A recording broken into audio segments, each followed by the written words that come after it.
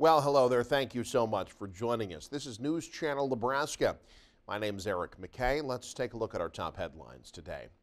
A man arrested after authorities say they found stolen items that linked back to 8 different burglaries in Saunders and Dodge counties. Take a look at this. These were the 13 firearms uncovered by Saunders County sheriffs after serving a search warrant about 4 miles north of the town of Meade.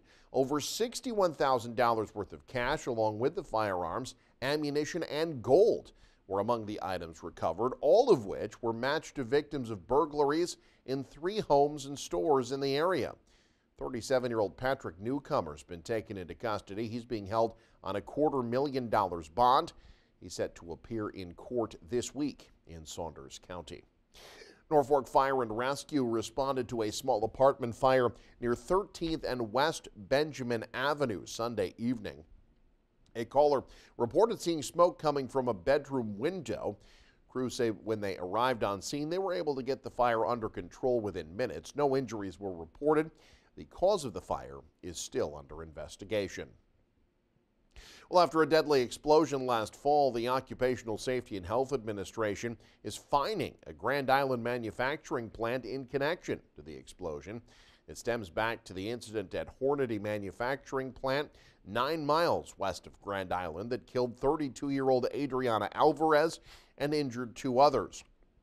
The state fire marshal said the explosion was an accident, and OSHA investigators say they found 2 safety violations related to the explosion. The first was that they failed to protect employees from explosion hazards. In the second, OSHA accused Hornady of not protecting employees from actual explosions. According to their investigation, when the explosion took place, a blast door was open and an employee suffered concussive force injuries. Both fines total over $28,000. Hornady has 15 days to answer the findings and the proposed fine. In international news this morning, Ukraine says it's running low on weapons and munitions as it defends its country from the Russian invasion. One reason for that, Congress has yet to pass an aid package, and this comes as the Kremlin recently overtook a key city in Donetsk from Ukraine. John Lawrence has more. President Joe Biden says the U.S. can't turn its back on Ukraine and its war against Russia. And the idea that now, when they're running out of ammunition, we walk away, I find it absurd. I find it unethical. The Senate passed a $95 billion foreign aid bill last week with $60 billion earmarked for Ukraine. We are counting on this positive decision of the Congress. For us, this package is vital. Senate Majority Leader Chuck Schumer released a statement Sunday demanding that House Speaker Mike Johnson and House Republicans pass the funding bill following the death of Russian opposition leader Alexei Navalny. We must show Putin that he must pay a price for the death of Navalny. And the best price the U.S. can make Putin pay is to give Ukraine the help they need to fend off Putin's evil aggressions. Johnson and others in the GOP have issues with the bill, saying it lacks provisions for migrants trying to enter the U.S. The number one national security issue facing America today is our insecure, unsafe, and wide open southern border. Schumer posting on social media, the bill is, quote, sitting on Speaker Johnson's desk while Putin waits to see if the U.S. will act. I'm John Lawrence reporting. Members of the State Association of County Officials met at the state capitol to give results of a tax polling last week. They say the message from Nebraskans is clear: lower property taxes.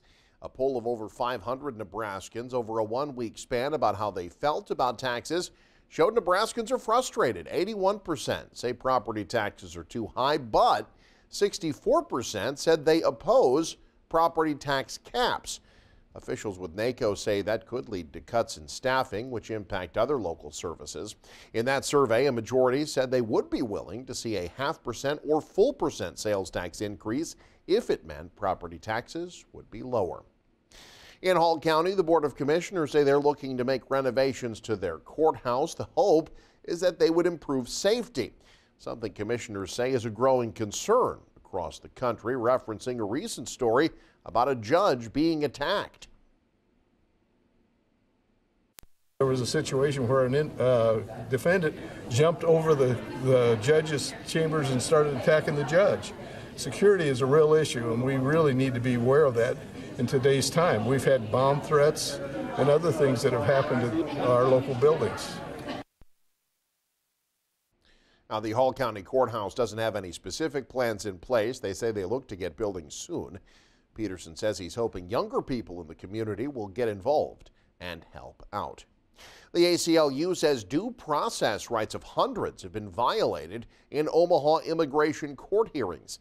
Those are the findings of a study which collected data from more than 500 pretrial hearings over 4 months last year. Among the violations cited in the report, judges not informing people of their rights more than 80% of the time, while authors say interpretation services were almost always provided in Spanish rather than in an individual's preferred language.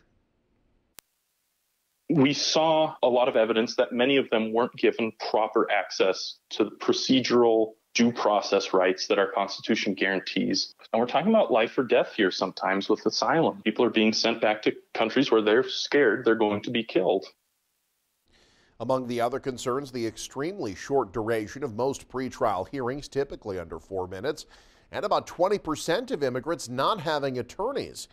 Severino says immigrants who have an attorney are at least 10 times more likely to start on the path to legal immigration.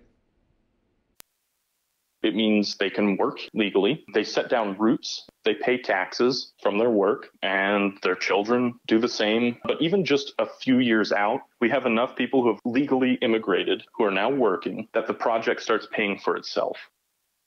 That project Severino mentioned, Universal Representation, a publicly funded council for anyone facing detention or deportation who can't afford one.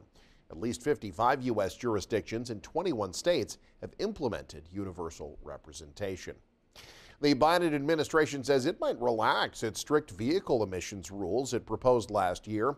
Sources say the proposed rule change from the Environmental Protection Agency would delay implementing strict emission standards until after 2030. Now, President Biden has made lowering emissions and switching to EVs a major part of his climate agenda. The EPA rule still not finalized. It's expected to be released this spring, though. The critics have lashed out at the idea, saying the Biden administration is bending to U.S. automakers if the new rule goes into effect. A new housing development in Grand Island is hoping, at least to the city, to be the next community where neighbors become family. There are a diverse range of housing options, condos, row houses, and single-family properties at Highland North. Developers say they're hoping to make housing attainable by providing a wide variety of options. I think it's very important to have that. Otherwise, you're missing, if you don't have something that doesn't fit into a first-year school teacher's budget, which, like our single-bedroom condos, if you don't have those things, then you're missing those people. The designs in the neighborhood include a dog park and community space, butterfly garden, and small commercial district. That district was providing opportunities for office space, retail businesses, and food truck-sized eateries. It's a 25-acre development located off Independence Avenue, just south of Highway 2. Lots are on sale for $22,000 starting. Homes themselves start at $291,000. Well, horse racing season will be starting soon. Ana Ruth Lugo Mejia has the details. Funner Park is getting ready for another racing season. The standard season that features 31 days of racing over the course of months is set to start on Saturday. Funner Park CEO Chris Kotulek says, unlike past years, Friday racing won't begin until March. We'll run the same amount of days, but we just know that Saturdays are our best days, Sundays are the second best, and then Fridays. So we thought it would just give a better opportunity to have a big grand opening on Saturday. This year, race fans will notice 60 new TVs in the clubhouse, new carpet in the turf club, and a new free seating section located near the paddock.